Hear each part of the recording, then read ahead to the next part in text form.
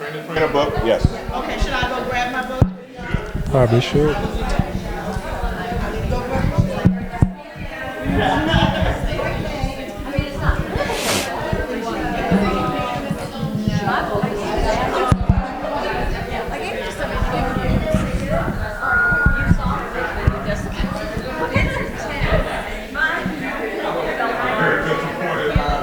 That's okay. I'm going to try to. That's okay. Oh yeah, I'm not worried about it. I'll probably put mine in the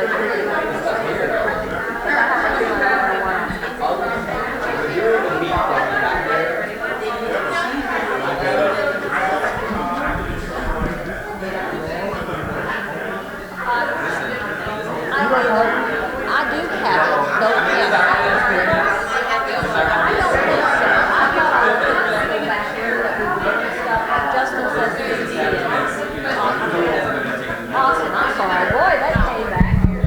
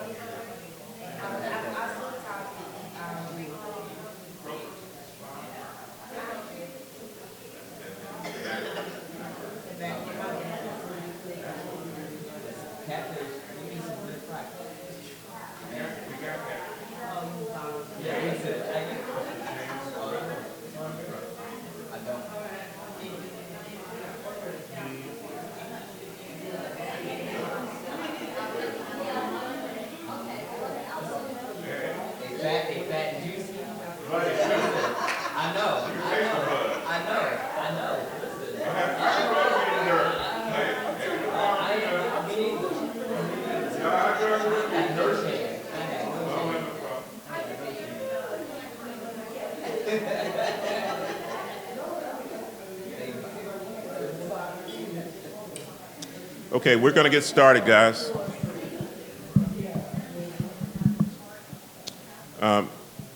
If there's anybody else out there, and do we have to be scanned for this?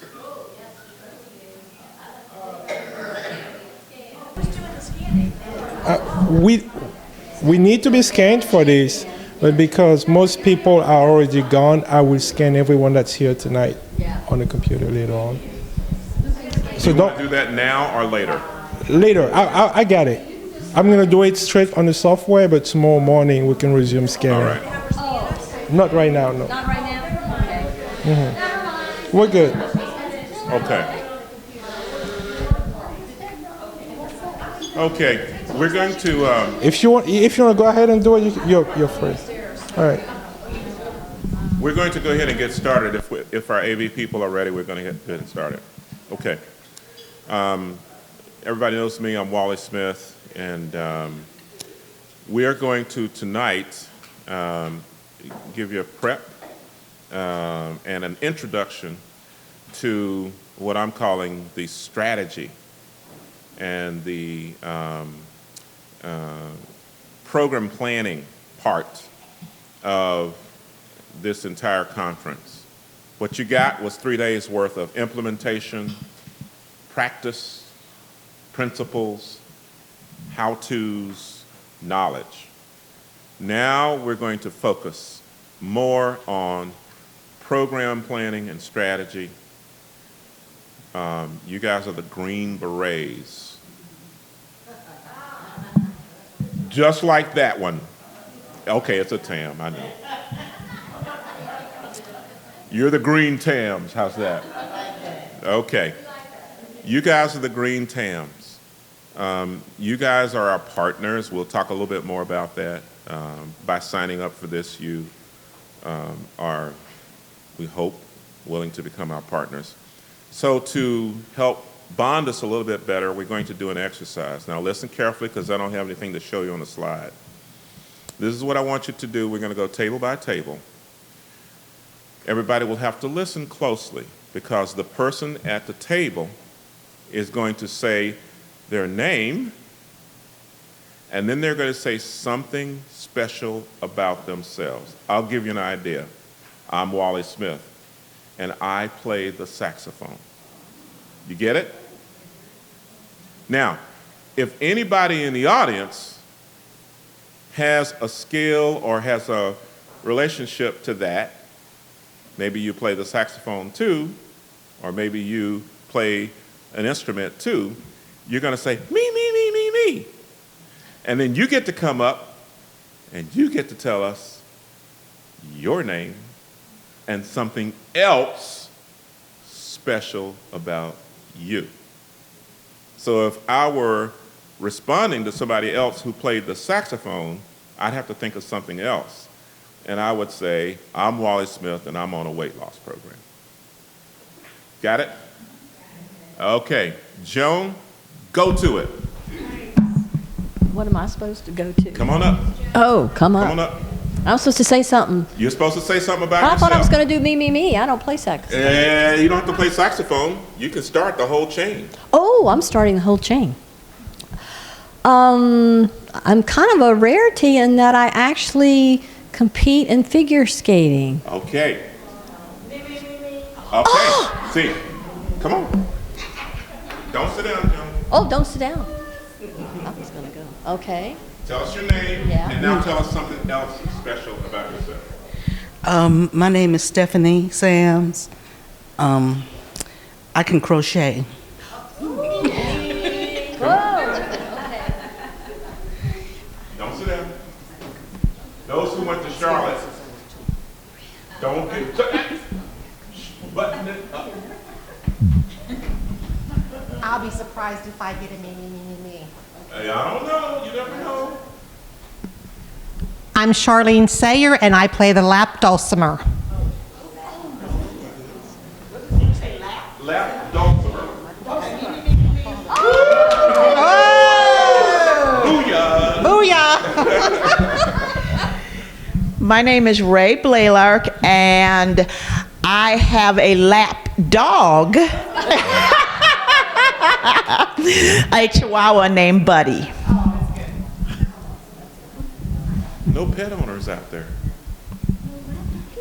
No pet owners. Oh, okay. You have a lap dog. My name is Shirley Johnston. I don't even remember my name. And I have a 14-year-old golden retriever. Okay. Now, what's else special? Because you got to keep the change going. So what's special about me is I love to, gosh, I don't even know what I like to do with myself. I guess I like to read books. Like to read books. Okay. Come on up. Oh, I gotta stay up. You got to stay up here. I'm Marsha Newsom, and I sing classical music. I know there's singers out there. You gotta be singers. I know there's some singers. I want to hear it. I start singing the Star Spangled Banner. Nobody has anything lined up. Is somebody in a choir, church choir? I sing in a church choir. Oh, I used to anyway. I can say me, but I'm up here already. I know.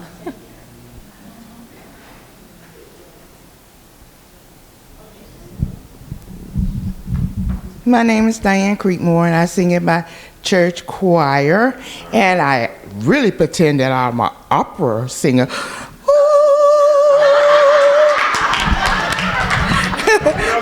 And I love to bake. Bake. I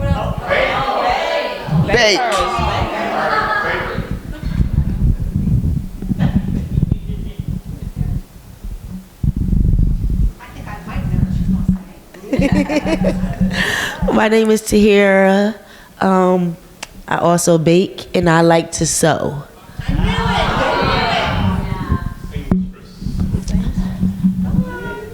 Nobody like to make clothes? Your own clothes? Shop? I sew buttons. Come on up, Archie. You guys stay up here. You can't go nowhere. Okay. My name is Artisha McCoy. Of course, I love to shop. And an interesting fact about me is I do individual eyelashes. Yeah. Don't go by mine, because of course I can't do my own.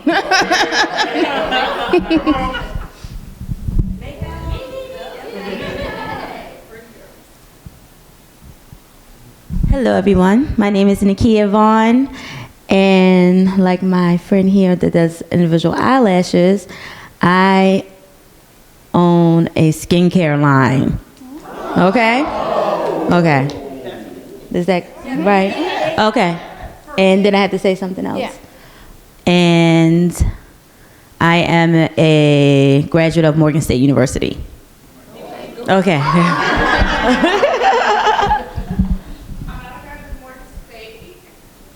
But an HBC. Yes. Okay. My name is Lakia Parker, and I'm not a graduate of Morgan State, but I graduated from an HBCU at Norfolk State. Go Spartans. And a fun fact about me, I'm an only child. Come on up here. Come up here. Only child. I like me, quick. I'm Kyle. I am also an only child. And something about me, I like to do puzzles.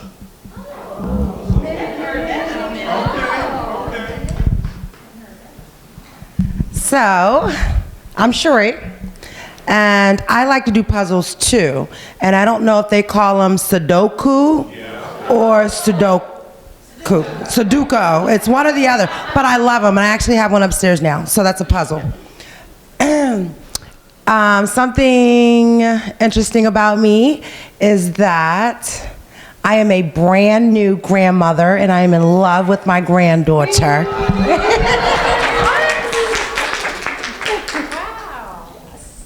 My name is Marsha Collins. I have 6 grandchildren and a 16-year-old. You busy. And I love to dance.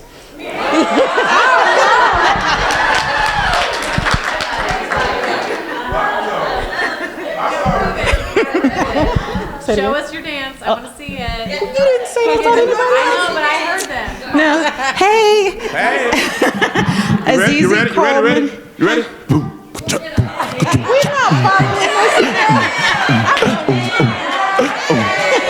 Get it on. Okay. Get it on. Get it on.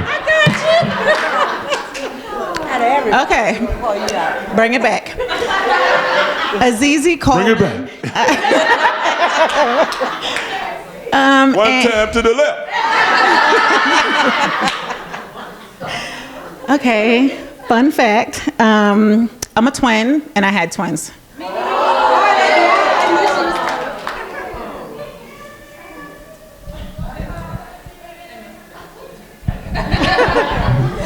I'm an identical twin, and I had Oh, my name's Brenda. Sorry. I'm an identical twin, and I had triplets.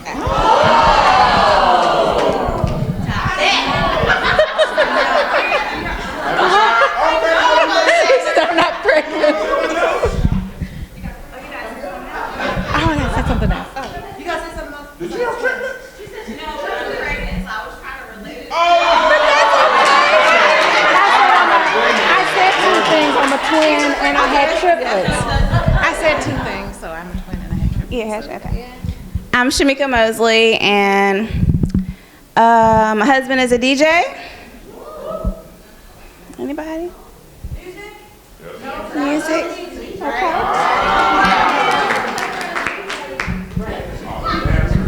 Okay. My name is Edith Cooper Bolden. I love music, and I have only one child.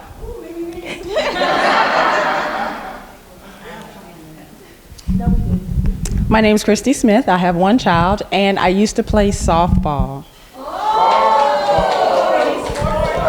Sports. Nobody. All right, go ahead. So I didn't play sports, but I kept the books for our softball team when I was in high school. So my name is Shamari, and I am named after the Avon perfume.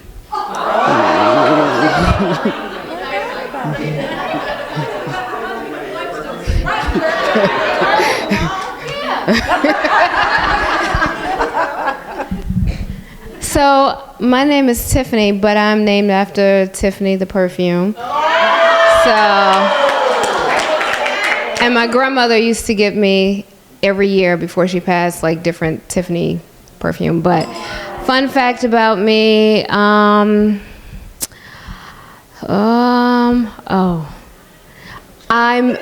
married to an alpha. Anybody?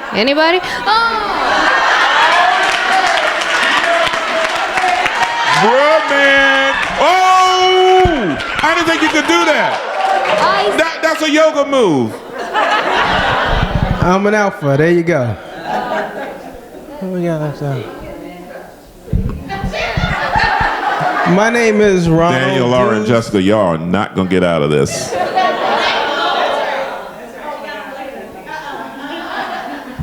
Yeah. I've been skydiving.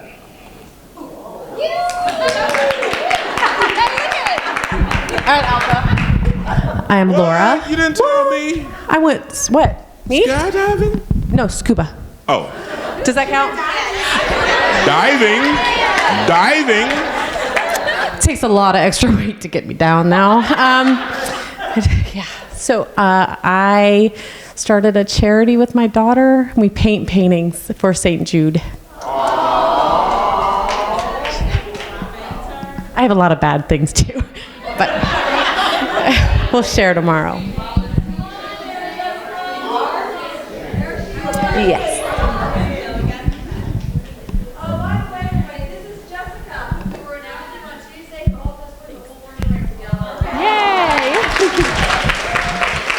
I'm Jessica. I can connect with children because I'm a teacher, an elementary school teacher. And I love guacamole. Does anyone else in the room love guacamole? Oh! My name is Daniel. I love spicy guacamole, and I could fly planes. Yeah.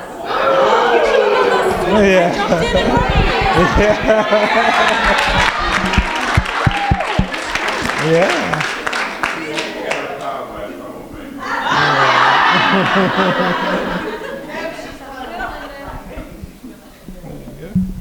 My name is Linda. I love guacamole, and I do make a good guacamole. I do fly planes. No, I don't fly planes. But I fly the little planes with my boys. Okay.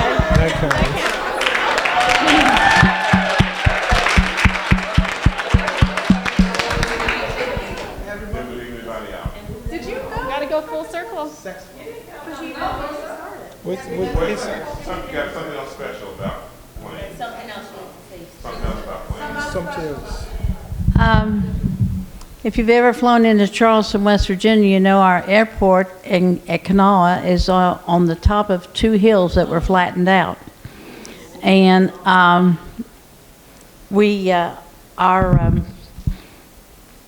runway has collapsed twice. So anytime you fly in there, be sure and think about that.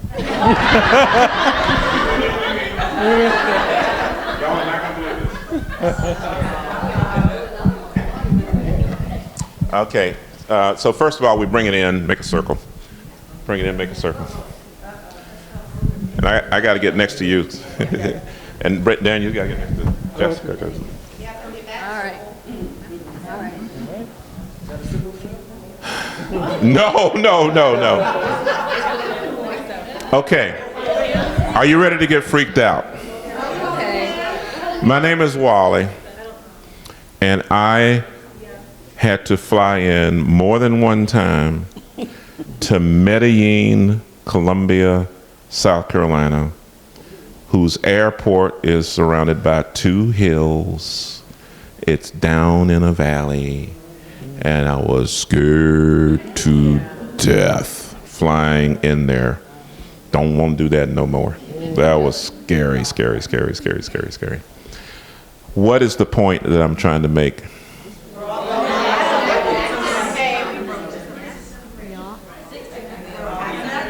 Okay.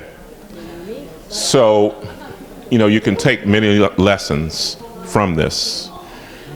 You can find connection with your patients. You can find connection with your clients. You can find connection with your fellow workers.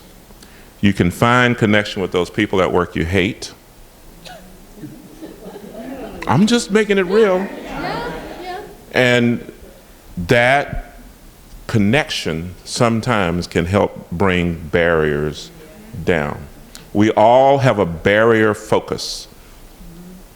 We all have a barrier focus. We spent a lot of time in the last 3 days talking about barriers.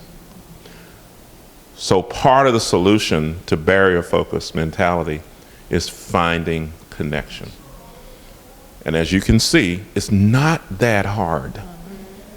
You might have to wait a little bit and you might have to probe a little bit, but when you find that connection, you build on that to take the relationship where it needs to be. And you could do that for program building. You can do that for working with your clients. You can do that for connecting with your legislators. You can do that for many, many activities. So everybody, let's just say, find connection. Find connection. I can hear you. Find connection. Okay. So this was a nice, memorable exercise. We did it in Charlotte. It was not my original thought. Tiffany, it was pretty meaningful, right? When we did it in Charlotte, I thought it was pretty meaningful. And it was like 60 people. Yeah, we had a circle of 60 people. And we found connection. It was, and it was out, yeah, it was outside of, yeah. Nobody could say sickle cell, yeah. We didn't say sickle cell tonight. No. All right, you can have a seat, thank you. And our motto is? Okay, she wants to go with our theme, celebrate life, lessen the pain. Celebrate life and lessen the pain. Let's do better than that. Come on. Celebrate life and lessen the pain. All right.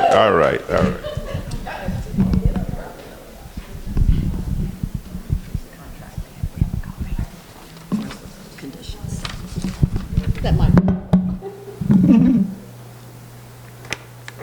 So one of the things we want to do with you is to enter into a new relationship. We want to find connection with you. You may be a patient, you may be an advocate, you may be a community-based organization, you may be someone who's working at a medical center. Occupation could be social worker, occupation could be health advocate, et cetera, but we want to really enter into a connection with you. The connection is intended to bring programs like this to a wider range of people. Will we all agree that the program was good enough that other people should experience it? Will we agree with that? Okay, that's an assumption. I want to make sure that my assumption is correct. And so we're hoping you will become our partners to make that a reality. One of the things we need to make that a reality is data. Everybody say data. Data. Yeah. So one of the things that we're asking you to do, and this should not scare you, is become research subjects. Become research subjects. That should not scare you. We're not asking for blood. We're not giving you a drug. But we are wanting to get information from you. The kind of information we want from you will be survey information. It will be information on what you're doing to implement what we've taught you here. We want information on the lives you touch. How many, what kinds of people. We want information about how your attitudes evolve over the next 3, 6, and 12 months. That's how often we're going to ask you for information. And we want to know, in a year's time, do you have anything that you don't have now going that you can show that's a tangible evidence of having attended this Train the Trainer and this 3 days? Are you with me? Okay. Are you willing? Okay. So, as you know, research requires what? Okay, it requires an IRB. Those who have done research before, it requires an IRB. We have to get an IRB in order for you to become our research subjects. And as research subjects, you have to consent. Just like with anything else. So don't get scared. We're just asking for your consent. We've got this, we're calling it a contract agreement. And how far did we get on the IRB with this? Where's Daniel? Oh, okay. There's 3 check marks. One says you agreed to attend the first 3 days. You already did that. Submit evaluations. We didn't ask you for evaluations more than 5 times, or maybe 20. Submit evaluations. Complete the windshield survey. We ask you to do that. Participate in structured phone conferences. Again, probably 3, 6, and 12 months. And then complete evaluation surveys at 3, 6, and 12 months. That's what we're asking from you. You could do more. That would be fine. But that's what we're asking, so we have data to show to any and all funders and to those who want to know what we got out of this and whether it was worthwhile. Is that fair enough? Okay. Now tell me, what do they need to do right now?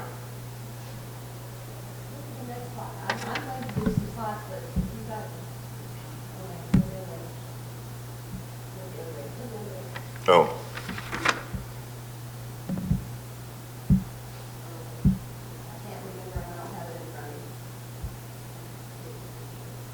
This is course objectives. They've had it. It's just put it in there. Yeah. You've had it. Do I have to keep going? Yeah, go on. We don't need to remove those. This is like, They've seen this this is side. yeah, this is content. This is content. All right. So what I'm looking for though is, and you've given it to me, you said, I'm willing to do this, but is there an action step that they need to take at this moment, or is this signing this form enough? Good enough. Good enough. Who do they give the form to? They've already, a lot of them turned it in. You have all your forms, right? Yeah. You haven't signed one? You all signed one? No. Would you all? When they were sent in email, huh? Yeah. Yeah. Oh, yeah.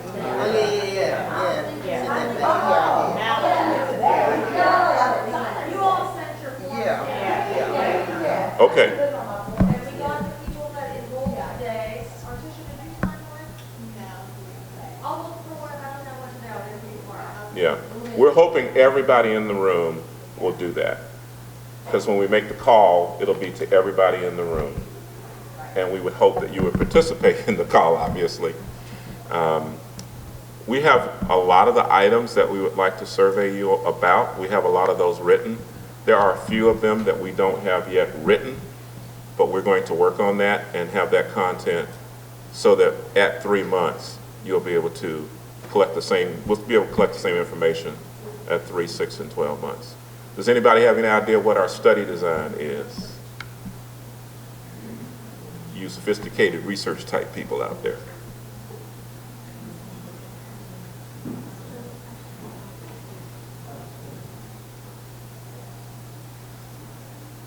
Ooh, it got quiet. Yes. Yeah. Yes. It will be no conflict whatsoever. The atrium workers who are working in the PCORI grant can use PCORI activities in answer to our survey. It's okay. You're doing it. and we'll ask you questions about how this content is impacting what you do. If PCORI is what you do, then you answer based on that. Does that make sense? Okay. Yes, ma'am. Similar question, but with the CDC surveillance and with the ASH CTN that's coming. I love it, I love it, I love it. So I don't anticipate there will be any activities that you do in answering this questionnaire that will either preclude you from participating in those activities, that would stifle or conflict with your activities for those two proposals, two initiatives. And if you are doing activities in those initiatives that you can truthfully say are being impacted by what we're doing here, we want you to report on those. Yeah. That's an enhancement. That's an enhancement. How detailed are these reports? They're not going to be reports. They're going to be mostly surveys, questionnaires. The most reporting you'll do is maybe have a fill in the blank of a few lines in answer to a question. That'll be the most. On the phone calls, you can do verbal reporting. You know, you'll be able to talk about examples of things that you're working on. Can you imagine another reason to have the phone calls other than doing verbal reporting? Need assistance with something? Exactly. So those are our help sessions, if you will. It's not quite echo, but it's kind of like echo. So best practices, peer assistance. The idea is the connection that we formed, we're just enhancing it with more communication amongst each other. So we're forming a club, and we're going to have at least 3 club meetings in the next year. Sound good? No dues, no dues. Anybody? No treasurer, no. Okay. In-person meeting in 12 months?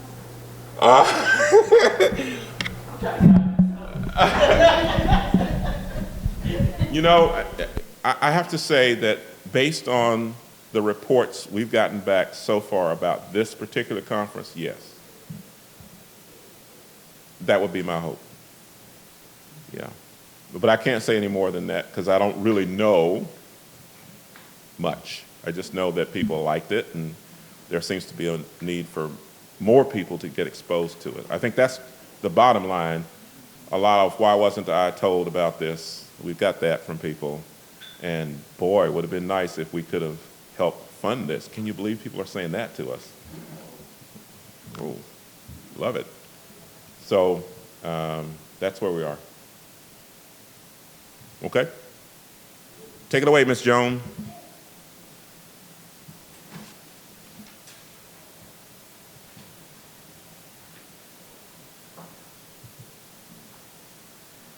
Okay, so we're going to kick off our content, and we felt that this was good to do tonight because I know people, it's Friday afternoon, and you're going to want to get out of here to catch trains and planes and get on the road. So this way we could do some of this content now, and then tomorrow morning pretty much, and then we're going to have lunch for you, and then we're going to get you on the road as we have outlined, okay? Because we're being very sensitive and aware of that. All right, so we thought we'd talk a little bit about CHW's past to the future. We did a little bit of this the other day. I'm not going to restate that, but just to kind of remind us is why our community health workers, and by the way, at this point in time, I'm going to get into community health worker versus patient navigator, person health navigator in just a minute. But for right now, we're using that umbrella term, community health worker. Why it is valued. We already know that. Improve health outcomes, correct? Increase access, hopefully increase quality of care, reduce the cost. And by the way, do you recognize that as we've heard the term triple aim?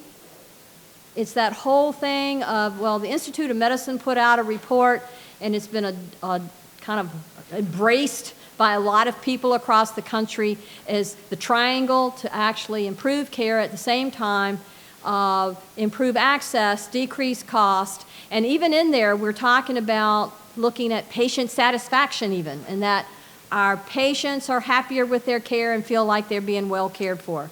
And it's that linkage between the healthcare systems and clinical services. And I think we've gotten a good feeling from that, even from you guys. You've taught me even more about what I thought I knew right much about. But anyway, you know, we haven't used the term social determinants of health a whole lot, have we? Of course, Dr. Smith's over there, one of our experts in diversity and social determinants. But I have a feeling that you guys could probably teach me about social determinants of health. Actually, there's some new terminology going on, and I'm like, okay, fine.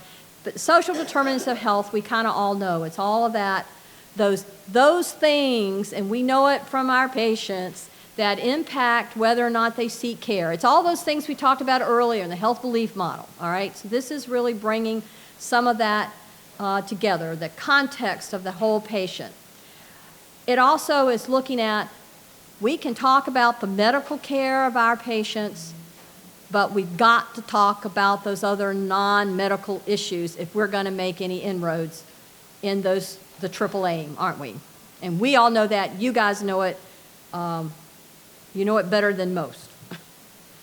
The effectiveness, and this I don't need to go over, but if you're going to be doing a program where you're bringing in, whether you're going to call them health navigators or patient navigators or community health workers. In other words, if you're going to be bringing someone in to do this kind of work, you may need to have some of that evidence in your back pocket. So this is an example here. There was a study by Doss in 2016 and Metch in 2016, and by the way, the detailed citations are listed in your references at the end of all of this, where they showed effectiveness in working with a variety of diseases, specific and non-specific conditions, and a variety of cultures. We know that this can be effective to bring this workforce to the table, along with our what we went over and demonstrate it to you and your work team, your medical care home. It's not just the physicians and the nurses and the social workers, but we bring in this other worker bee. We can reduce health risk, Merch, 2016. And Lewin actually looked at, I think 83 studies and looking at maternal child and actually demonstrated effectiveness and immunization rates, acute respiratory infections, getting people in for those vaccinations, and much better improved child care, okay? So in the maternal child world, it has been well demonstrated. Reduced costs, Paskett, Vaughn, these are other folks that have been able to demonstrate that, yes, indeed, now, I know this is sensitive area for some of you, and I'm very aware of that. Oh, yeah, they can bring in a community health worker and pay them pittance, do all this hard work, and of course they save money. Well, that's something real we got to deal with and talk about, isn't it? So our community health workers, patient navigators need to be paid a reasonable, appropriate salary. But even with that, we can still save costs, because what do? We drop ER visits. We get people healthier. They may go to their clinic appointments rather than going to the ED, which is cheaper. All those good things. We cut length of stay in the hospital. So we've heard a lot of that this last few days. So I'm keeping it. Cost savings, we know. And I have to put this quote up because I know Dr. Smith loves this quote. And we've used it in some documents. If cost savings for community health workers were the results of a clinical trial for a drug, we would likely see pressure for fast tracking through the FDA. That's true, but we're kind of just still dragging our feet on community health workers. All right, so where are we now? Community health worker programs have not been widely replicated, believe it or not. Even though there's many of them across the country, it is not an accepted model at this point in time. Some of you are working in programs and models, but you're more a rarity, not the norm. Having this workforce is not a part of mainstream U.S. healthcare at this point in time. I think it's growing, but it's not there yet. What are some of the issues facing this group? Well, I got some up there. I could ask you, but you can read, right? Recognition.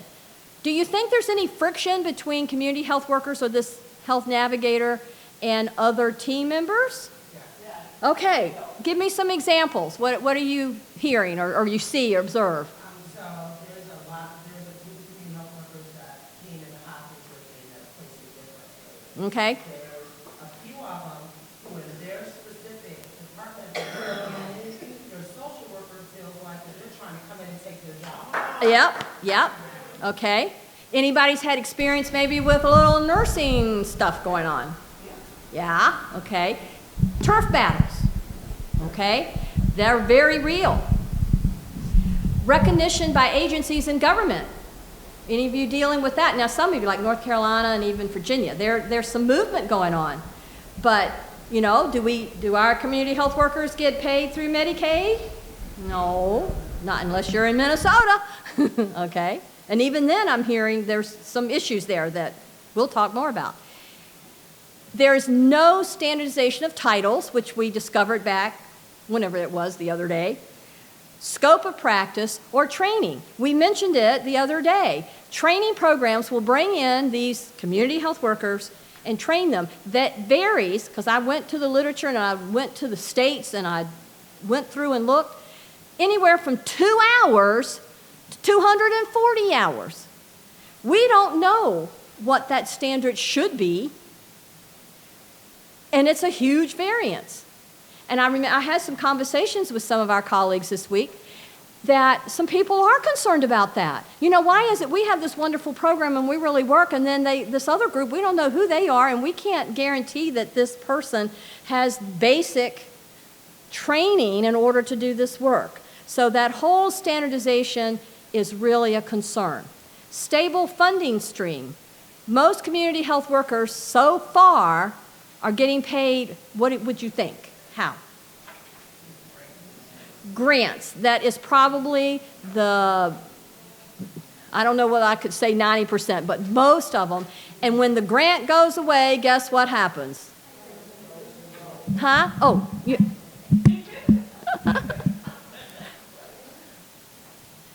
So until we resolve some of these other issues, there won't be a stable funding stream. And there's some hope, okay, because our federal government and folks in Medicaid are seeing some of this value. And so there's programs in some states where the HMO or the Medicaid HMOs are integrating community health workers into their programs, but there's no mandate to do that, all right? Most of the community health practice is not within a medical team, all right? Most of what's going on out there are pretty much very community-based, which that's not all bad, okay? But for us working with sickle cell patients, I think we feel strongly that it needs to be part of a medical team because we're talking about patients with a complex chronic disease. I got a pretty map here looking at across our country as to where, and the gray means there's nothing going on. So what's the preponderance color here? Gray. Okay. We got states like Texas, Maine are really doing some stuff, all right? But here's my summary, and this comes from ASTHO, the Association of Territory and Health Organizations, which use a lot, have a beautiful website. There's legislation introduced, true legislation to mandate training certificate, 9 states. Laws and regulations, there's only 6 states that have laws and regulations. Statute creates an advisory board. There's 3 additional states that have some type of mandated advisory board. And training certificate within the state law is only 1. and not much else happening, and this includes the District of Columbia and 31 states. So, what is it?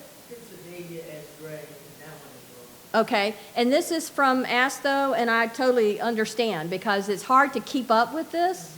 But this is the last. This was from 2017. Yeah. And then I'll tell you, without having to go to every single state and talk to people, and I actually did the web and went in and tried to find stuff, but, you know, I may not know who to talk to. So that's another reason for us to be connecting with each other, because this is the kind of information that we can start finding out. All right, so I'm just going on what I could get a hold of. All right, government or agency recognition. I think I mentioned the other day, Department of Labor has recognized. 7 states recognize their community health workers through the public health departments, and 7 states have recognized some type of advisory group. Now, Virginia has an advisory group, but it's not recognized by the government, okay? So it doesn't mean that it's not existing. It does exist, like here, and it may very well exist in other places. The status of standardization. Remember, we mentioned that in 1998 there was the National Community Health Advisor Study, which really laid a lot of groundwork for what community health workers are, what their functions are, etc.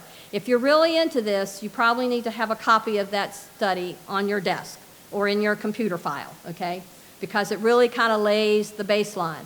And in 2016, the Core Consensus Project out of University of Texas updated that. And remember, I had the chart, and there's a lot of overlap, and it seems to be very consistent. So there was nothing particularly outlandish that came out in the 2016 report. So I'm going to go on there. The consensus report is there on there exactly how you can go to find that, and it's a very detailed report. It lays out all the expected skills, qualities, and the roles and responsibilities.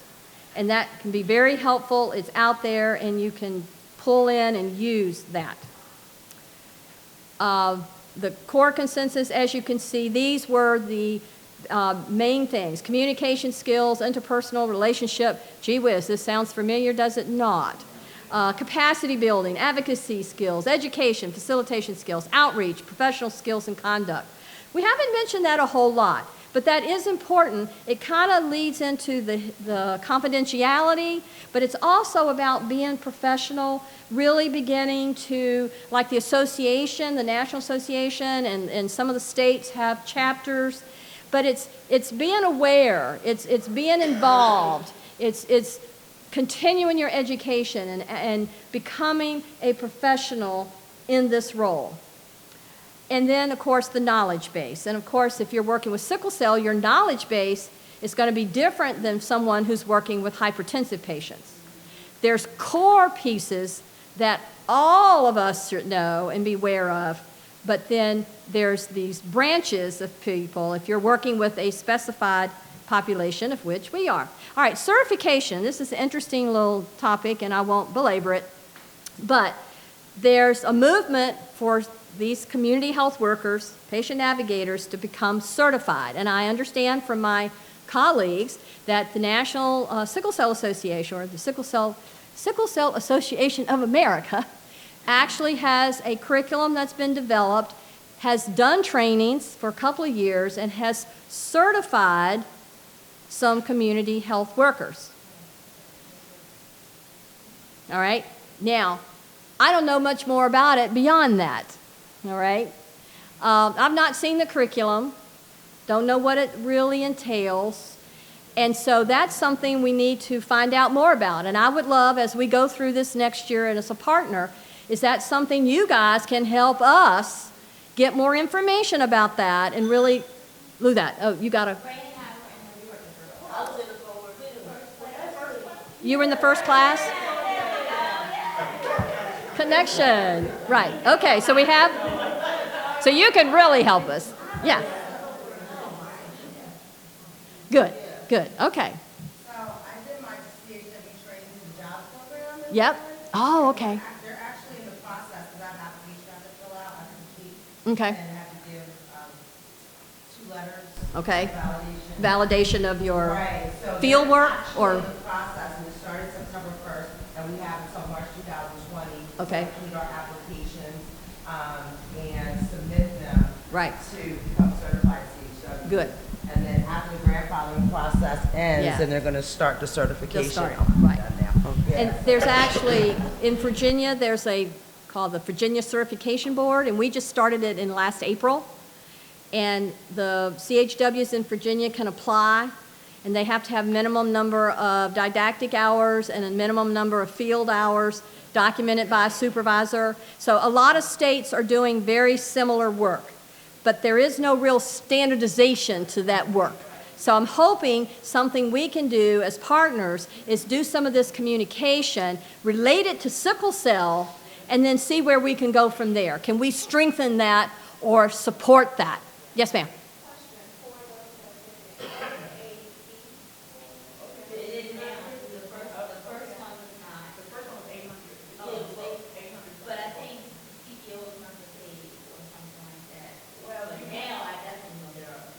And the only way, at least in the first class, the only way that you could sign up is through a member organization. Okay. So like CHOP, MSCDA pays for mine. And Ah. at the time when we did a member organization, so I actually went through Illinois. Ah. Okay. Yeah.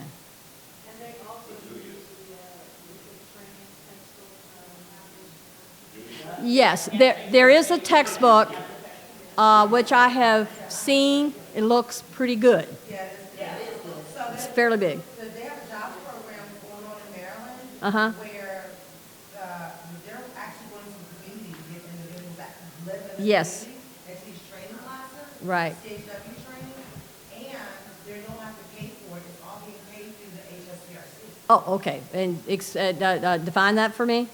The healthcare, something cost revenue, something. Oh, okay. Is that? Yeah. Oh, okay. All right. So we really need to pull together some more information here.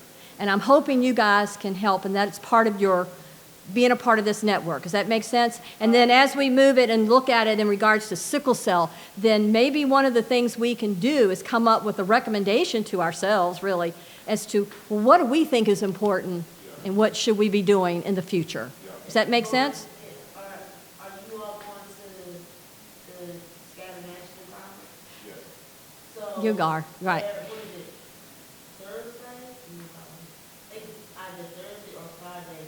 They're having a short CHW training Thursday, right? Good. So that's on the agenda. Okay, good. To try to get it Right. at Saturday. Yeah, but you can only get into that if you were trained through. Oh. Oh. Ah, okay. So it's training for the CHWs. Okay, gotcha. All right. Okay, all right. That's interesting. So anyway, I had a feeling that I had a lot of information and expertise in the room, and I'm delighted that we can really move forward. Yeah. We participated in phone calls with SCCAPE Yeah. and sent them materials. Yeah. And we're interested in collaboration so that regardless of who's doing the training, we could have standardization about what we think Should be. a certifiable curriculum Should look like. Yeah. Not just certifiable by SCCAPE, but certifiable by these state. Exactly. Right. Right. Granting certification. So what does the sickle cell content need to look like? That's right. Added. Add it to that other core. Yeah, Mhm. added specialization. Right. And exactly. It all builds on itself. It builds on itself. So you get all that. You get the Mhm. certification added and all that stuff. Now Right. you can go to CMS. And Yes. you say to CMS, we have standardization about what the curriculum should be. We Yep. have a certifiable curriculum. Right. Many places where you can get that curriculum.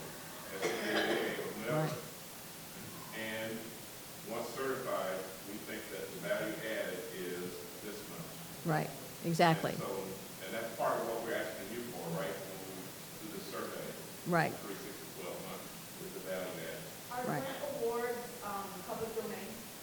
Yes. Okay. Yeah, all the, Yes. all government ones are. Talking about federal? Yeah, all federal. Yeah, it's Oh, yeah. extremely public domain. Yeah. What do you want to know about? Well, no, because, you know, in some of these programs, especially those that it feels like it's harder to make the connection, to communicate, taking a look at what's funding their program. Yes. So I can tell you in detail about SCCAPE, Mm-hmm. in case those who don't know. SCCAPE had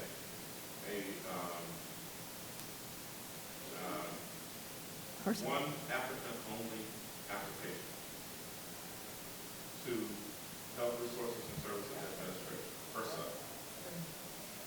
They put out a call for proposals, and SCCAA was the only person or group that could respond to the call for proposal. And so they were awarded a grant from HRSA to train CHWs. And that was about 4 or 5, maybe longer, years ago.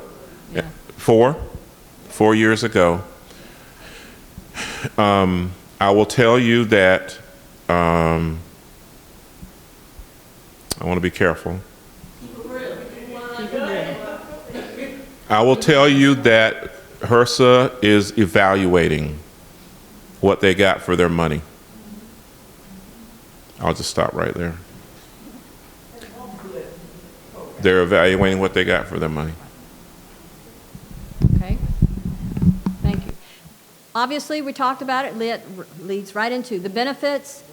And, you know, we've already identified higher pay for community health workers, improved working conditions, identity, recognition from other professions, because we just said there's some issues with these other professions, and that recognition could be very important to you. Stabilize employment, lead towards sustainable funding, because now we have information we can take to funders, to payers, build professional identity, and establish some standard for roles, titles, and training.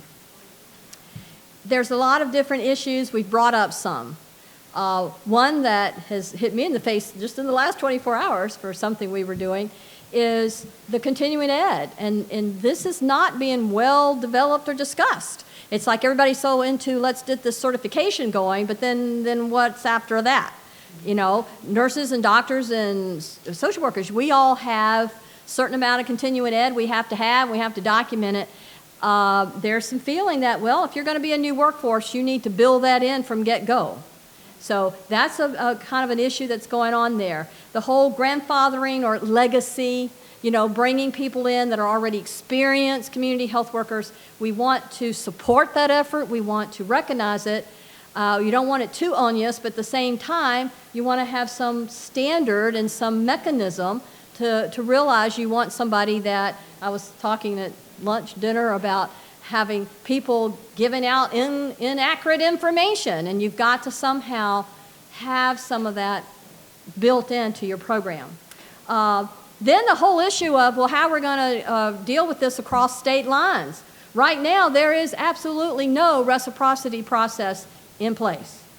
So you could go get trained in Virginia, get your certification, and then if you go into the district, guess what? You got to go back and start over.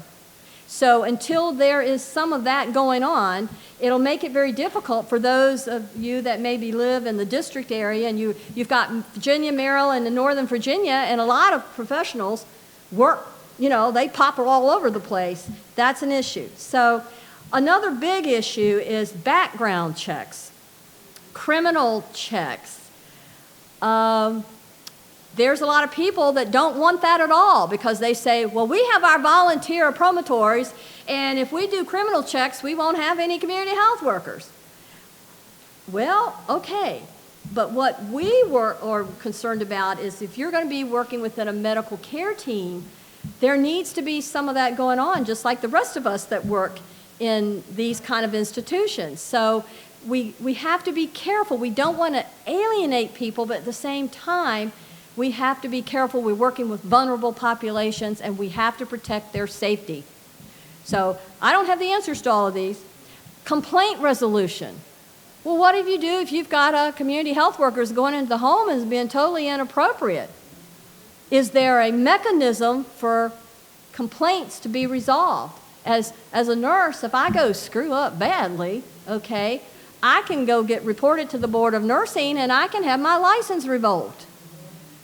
At this point in time, some of the states have some of that in place and some do not. But a lot of states don't have anything. They're silent on this. Then there's the stakeholder perceptions of certification. Actually, I can tell you right now, the Hospital Association is all for it. They put out a report last year and they made it very clear. They want people to be citizens of the United States, they want criminal background checks, and they want a minimum of a diploma or equivalent, like a GED. And they want very specific core functions laid out because they are very concerned about their liability, right? So you have to understand, they're very concerned about that. And there's a lot of interest in consistent, reliable qualifications, how to do recruitment. We're going to talk a little bit about this tomorrow, about recruiting, some of the pitfalls, some of the good things to do, some of the things that we learned. And then the whole reimbursement issue. And we're going to talk a little bit about that more in detail. So those of you, I think I got everybody represented. I've got everybody. Is anybody here that I don't have up here? I know the district, Minnesota, North Carolina. Maryland's not on the list. Shame on me. Huh? But and West Virginia. Okay. That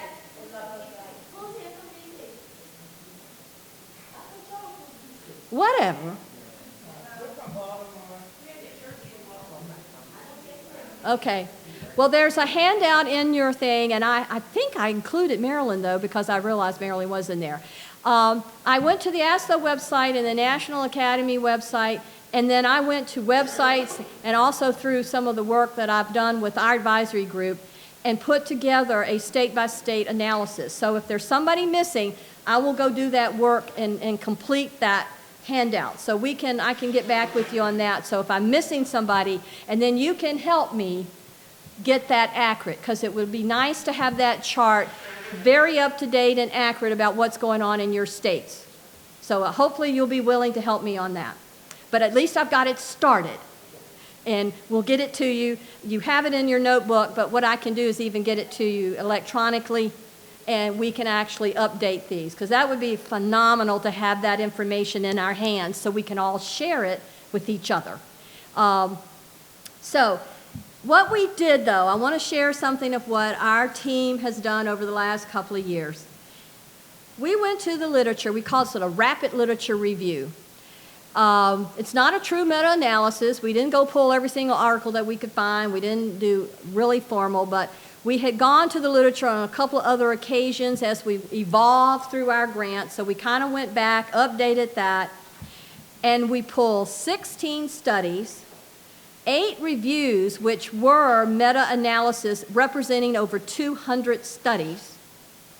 We also found 8 policy government reports, like North Carolina just put one out last spring. New York had put one out. Virginia had put one out. So there's 8 of those, all right? And then there's a CDC training online about community health workers. So we reviewed all of that. And the summary from the review was rather interesting. There's a wide range of variability on what this role is all about. And when I say a wide variety, I mean a wide variety, okay? There's also much overlap of roles, right? But the agreement is that patient education, healthcare navigation, and social support are the top 3 functions, if you want to call it that. Does that ring true with you guys? Yeah, and that's what we found in the literature. The weak evidence in the literature is, or the less evidence, is that in our world and across the nation, the direct service is not a major function of community health workers. even though it's talked about in a lot of other articles, but the people that are studying it and looking at it were not doing that. An example, if you're still sitting here going, what in the world are you talking about, Joe?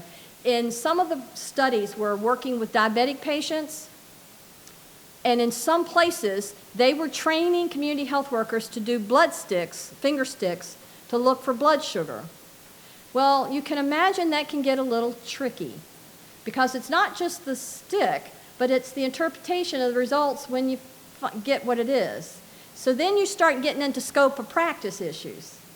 So something as direct as doing something like that, it has not been well studied. Did you have your hand up or are you just, oh, okay. Other really direct service things is like taking blood pressures. And see, obviously these people, that's not, the community health workers in some of these studies, of course, had to have appropriate training to learn how to do that. And then you get into all the issues of, are they reliable? Do they really know how to do it? What do they do with the information when they get it? So these are some of the issues I think have not been well studied because people didn't want to have to face those issues because they're difficult. Outreach, case finding, participation in research were mentioned the least often, even though they were mentioned. So then we looked at the government reports. Remember, I had 8 of them to look at. We all looked at them. And what was interesting is that advocacy was listed at all of them, and they used the word important role. Important role. But only 5 reviewed sources, and that's of over 200 studies that we looked at, had actually included it as a bona fide role. I thought that was very interesting. We talk about advocacy all over the place. But when it came to the people who were studying this role and looking at patient outcomes and looking at the process, advocacy has not been included. Now, I'm not going to say whether that's bad or good or whatever. I'm thinking what it is. If it's so important, then we need to be doing some studies around it. All right? And even as we went through this training, one of the notes I wrote to myself, gee, we probably need to explore this whole advocacy a bit more. We need to talk about individual advocacy versus population advocacy. All right? Would you all kind of agree? I think that was an area that we could probably go back and expand a bit. Because I think it is an important role. It hadn't been well studied. And for us, with the patients and all the messages that I was getting these last 3 days, we probably need to look at that a little more in detail. All right, so that was interesting. So what we did, and I can tell you, we talked about blood on the floor. There was blood on the floor, okay? Because we had our little work team. We have one of our professors who's really kind of in a whole nother world. He's not in sickle cell world. He's done a lot with continuing education. He does a lot with professional development. And he was working with us on this article that we were trying to put together. So he was in all the way over here. And then there was Dr. Smith. And then there was Shirley. And then there was me. You know, and we struggled there for a little bit trying to come up. Because remember we said, there's so many titles. There's no real standardization. And until we can come up with some kind of standard model, it's going to be hard for us to even look at one research study versus another because we don't know what we're comparing. We're comparing apples and oranges and grapes. So it's hard to know what are we really talking about and looking at. So we've come up with this, and this is where we love your input, and this is one of those things we're going to be probably asking you for input and discussion, all right? This is what we've come up with, that there be a category that's called the peer community health worker. We've talked about that. And for sickle cell, there may be a real interest in that area, right? Probably needs some... Yeah, and because we know that it probably can work. Those of you working in the community-based organizations, you're kind of in that category, aren't you? So that's one thing. And that patient might not have any extra training themselves. They just bring their lived experience. Their lived experience. Or you might want to have some orientation and training. that's to be determined, right? But that's what we're thinking. This could be one category. The second category could be like the general community health worker, where they're very community-based. They may have some training. They're not particularly or frequently not directly supervised. In fact, they are probably not supervised by a medical person.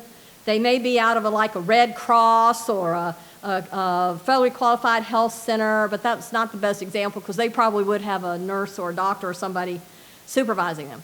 But it's that group, and this is a huge group because the history is where a lot of these folks are.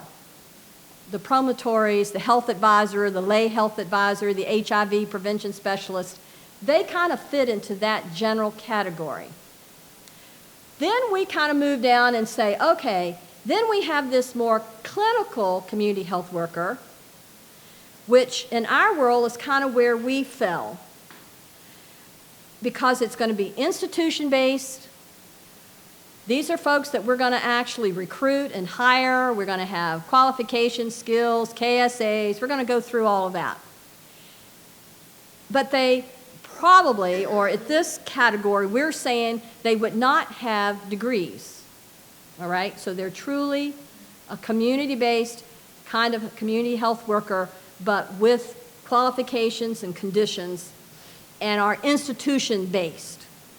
And then this other category, and I think I mentioned this earlier, in our deliberations, we stumbled on the whole movement in the community college world of educating at the associate degree level health navigators. All right? And then I think, I don't know who left, who didn't, but I think we had somebody in the room that was a nurse navigator. And we know that there's nurses in some areas that are doing navigation functions, okay? And that's fine. I mean, we're not saying this is good or bad. We're just saying this is what we observed. And we are seeing in some places maybe social workers are doing care coordination, case management, what Shirley was talking about. But they have formal education. So that's why we kind of said, well, let's split this up, so that our nurse navigators and our health navigators and our health educators, remember we got that other group out there, would fall into that fourth column because they already have a lot of formal health education. And what's interesting about this movement, well, I think it's interesting, is that the rest of those doctors and nurses and social workers and health educators and health navigators, we all go to school first. And we come out with this formal document, and then we go get a job. Well, what's different about community health workers across our nation is that you go get a job, and then you get some orientation and training, and then you go to work. And many times, you may go to work the third day you're there. And you may not have had full classroom or orientation because that's the model. It's very different from the other health professionals. So we felt it was important to put this group that already had that formal education into another category. Now, we're not saying they're better or more advanced. That is not what we're saying. We purposely use the words category. You following me on that? Does that make sense? Now, we're throwing this out. We're not married to this, okay? It was through our deliberations that we actually came up with this. But we would like folks from across the nation to look at this and say, oh, well, that kind of makes a lot of sense. Or go, oh my gosh, you people are off the deep end. But we'll see. So you might be a part of that. So the peer group are lay workers. They talk about self-care. They provide education, social support. A lot of good functions there. The general is more aimed at some of the patient behaviors. They're very community-based. They work as community liaisons. And many of these are those that might do a lot of community-based kind of advocacy And they may actually do some of that kind of community, I'm getting tired. Not just advocacy, but actually agitation and actually trying to build capacity or raise awareness. And that's where some of these folks have function. Maybe not quite to demonstrating, but maybe, going down to the legislator with a group of people and saying, we need dollars. The third category is kind of where we felt very comfortable with, and that this person eventually, and this took some time, becomes a member of the medical care team, hired by the institution, a part of the agency, the system. Major function is the navigation, and they do education and patient advocacy. And that's kind of where the ones we've worked with. And then this other category is the health navigator. Now, in our world, if someone has that already degree, they could function as a health navigator. And a health navigator and a patient navigator could work side by side. They're doing the same functions. It's just this one over here may have that. And why is that distinction, we think, important in a medical institution? It's because this is called reality. Medical institutions are used to working with nurses and doctors and social workers, and they all have licenses and degrees and all that good stuff, all right?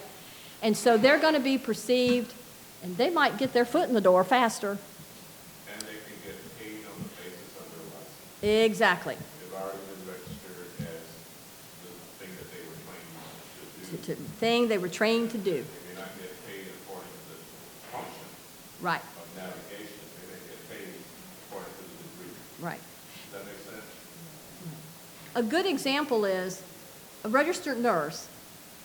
Well, we still have different ways we educate our nurses. But let's say this registered nurse comes to the hospital and she has a bachelor's degree, she has a BSN, and she may be an excellent nurse, she's got some years of experience, and she's got that formal education which is recognized by a license. Does that mean she knows how to do patient navigation? No, not at all. Now, if she went on and a bachelor's in Virginia, that meant that she had to have some public health. So she may have some of those concepts, but more likely than not, she's not going to have those navigation concepts. A social worker, on the other hand, probably comes with some of that. You agree, Shirley? I mean, I would think that they come with that knowledge of the case management, the care coordination, the referral, and all of that. But that doesn't mean that a nurse navigator couldn't be functional. She just may need orientation. But she's licensed to work with patients. And that's where an institution likes it, because what does that do? That's laying a minimum standard, and they feel more comfortable with the liability issue. We have the example that we have nearby here. The hospital system hired a whole bunch of nurses as navigators, not for sickle cell. Right. Is yeah, I think it was. If everything was.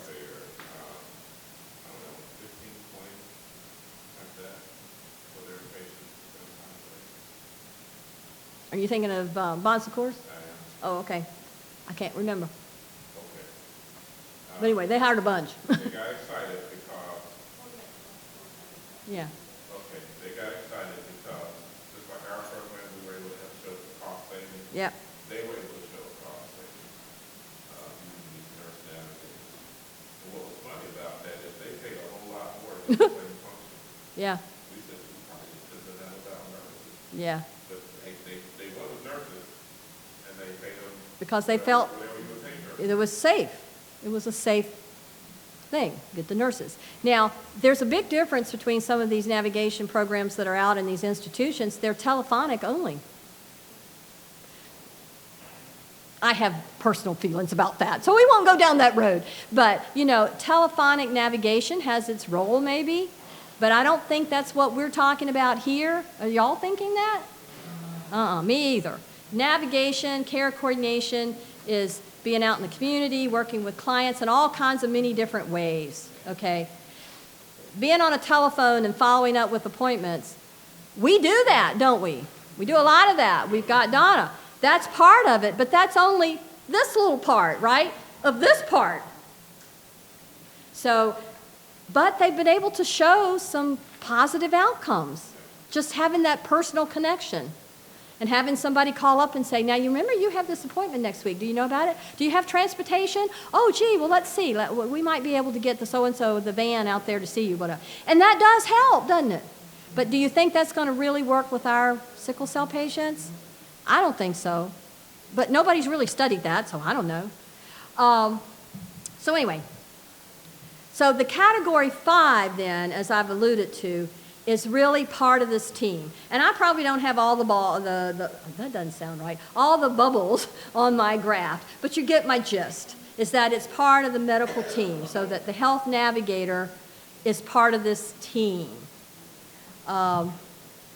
Funding, as we mentioned, grants is really the major way that existing community health workers or patient navigators are being funded. Obviously, hospitals that are hiring nurses to do this, they're paying their nurses like they pay their nursing in their nursing department, probably.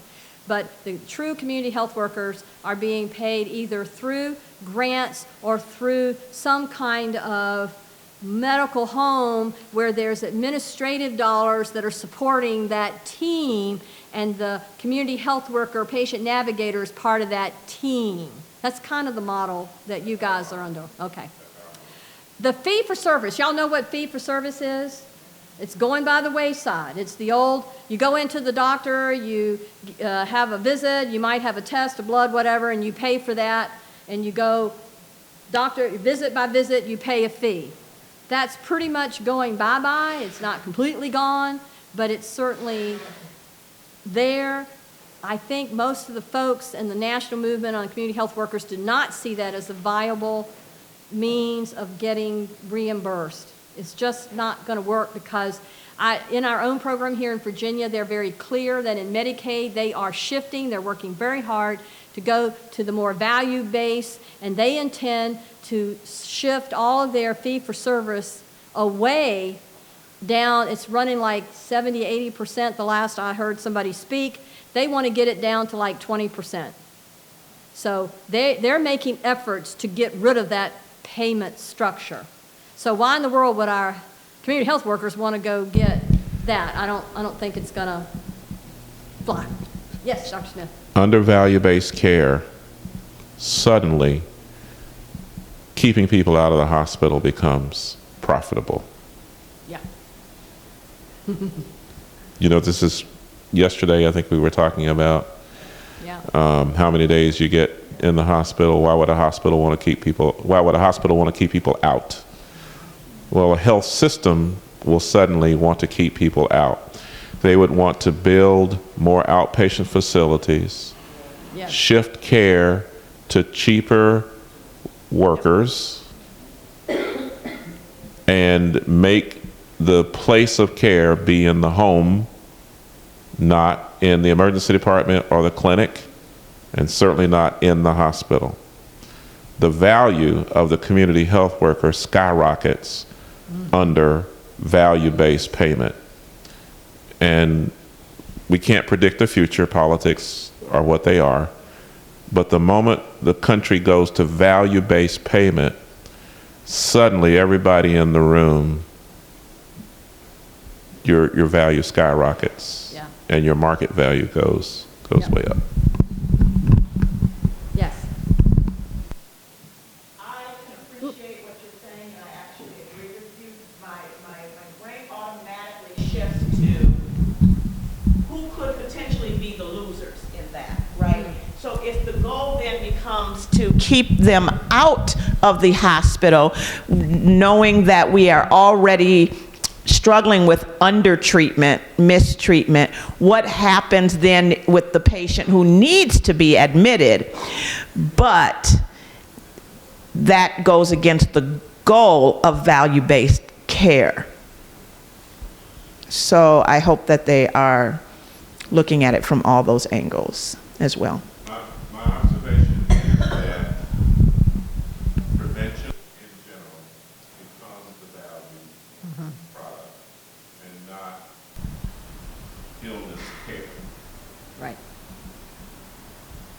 The fear, not just with sickle cell disease, but the fear with any chronic disease any chronic disease that has recurrent exacerbations, recurrent worsenings, those people lose. That's my concern. It's a valid concern. And what I would say to you is this, that if you get paid under value-based care, I guess I should get the microphone right. There you go. I don't mean to pause the discussion. If you get paid under value-based care properly,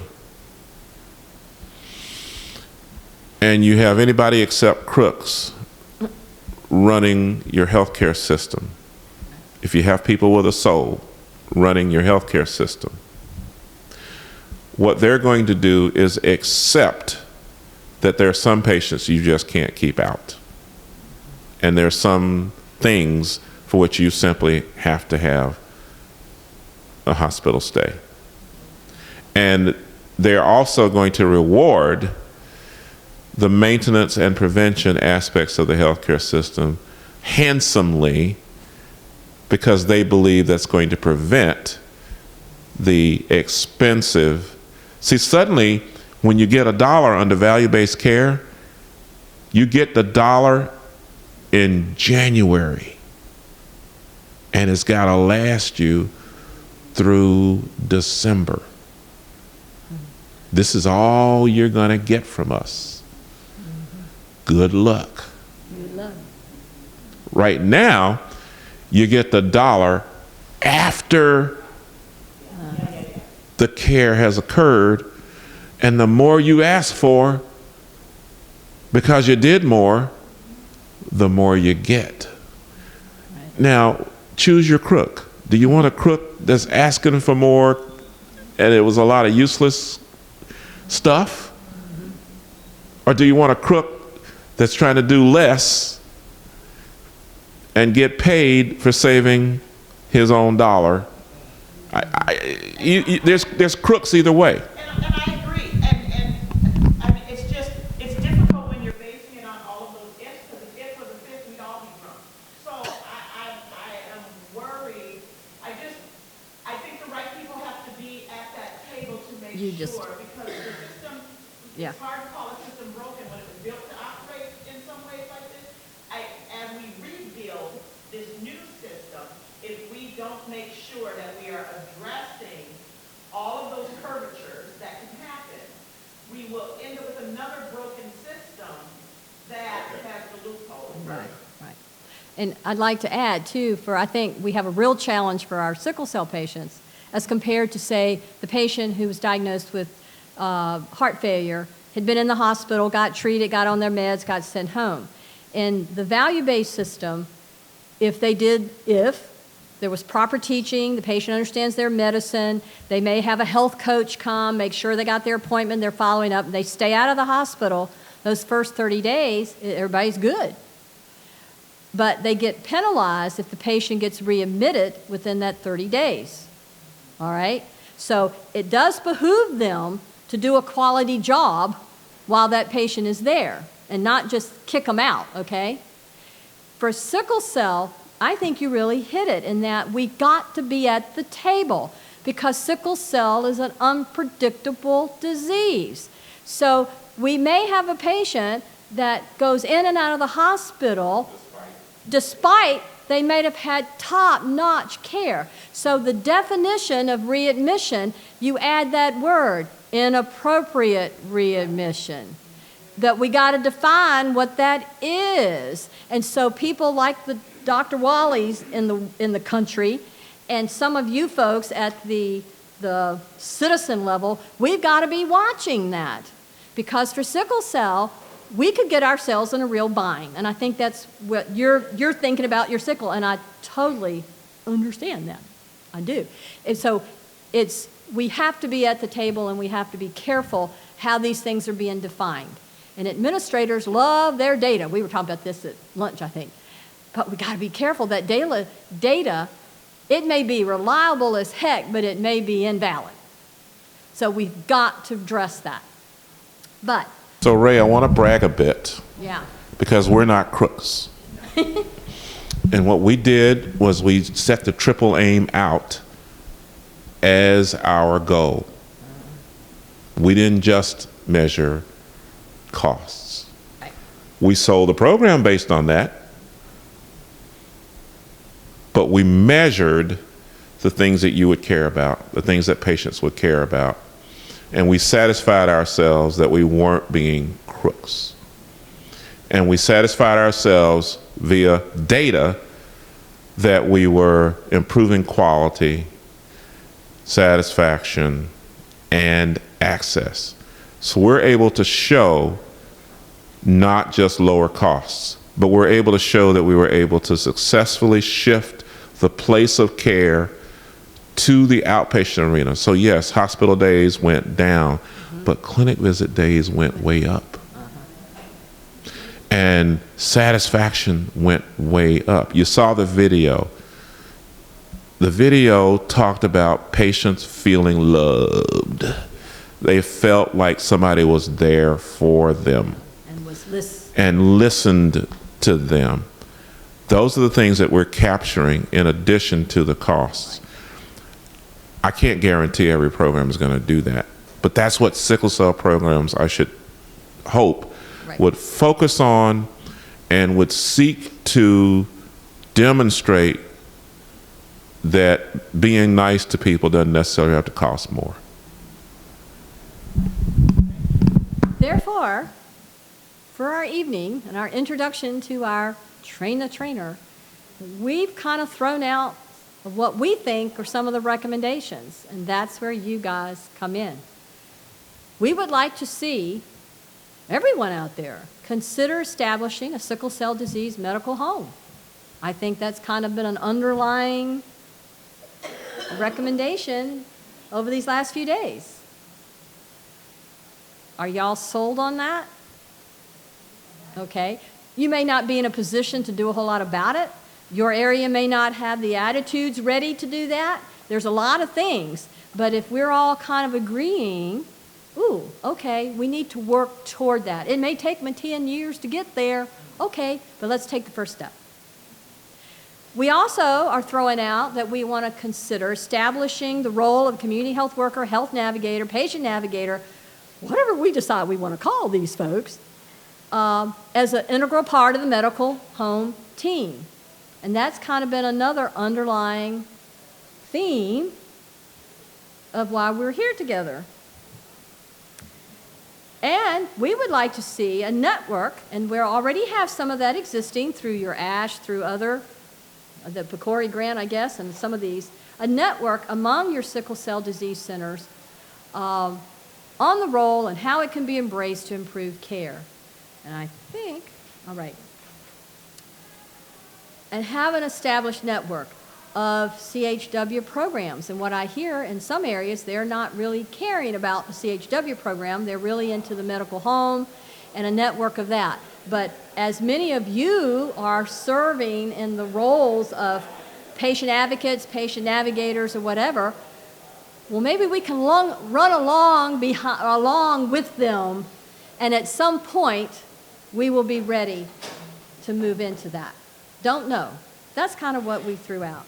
And I think, okay, so I don't know if Dr. Smith and Shirley want to come up, but we like to take just a few minutes. I know everybody's tired. We've been busy at it all day. And we've kind of gotten some of this, but some of our basic questions. How was this training? What was most helpful in the training, and what's missing? Would you like to share some of this? We got a good answer to the how was the training. I think a lot of spontaneous people said that you love it, love it, love it, love it. How about that second question? Yeah. What was the most helpful? Yes. I don't know if it was yesterday or the day before, you talked about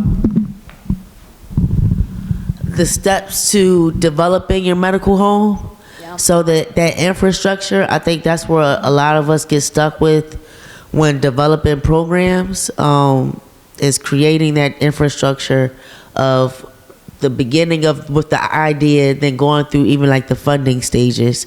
So, and that's also what I look forward to learning more about tomorrow. So that was really helpful, especially for Kyle and I, for what we want to do back in Philadelphia, to support the sickle cell community there and in the Delaware Valley. And I think that was it for me. So I just want to offer again that when you're ready to go there, we didn't give you all the tools that you need, but we're more than willing to help you with that. Thank you. I can't say that we have it all planned out, but I think we have a pretty good idea of how Right, something solid you have. We did okay, I guess, but I think we want to just offer that to you, that we will continue to be there to support you. So if that's like the program you want to work on the next year, we'll gladly help you do that. Awesome. And then whatever barriers that you face that maybe we didn't, maybe we can together brainstorm and figure out the best way to move forward on that. So just know that you're not out there by yourself. Great, thank you.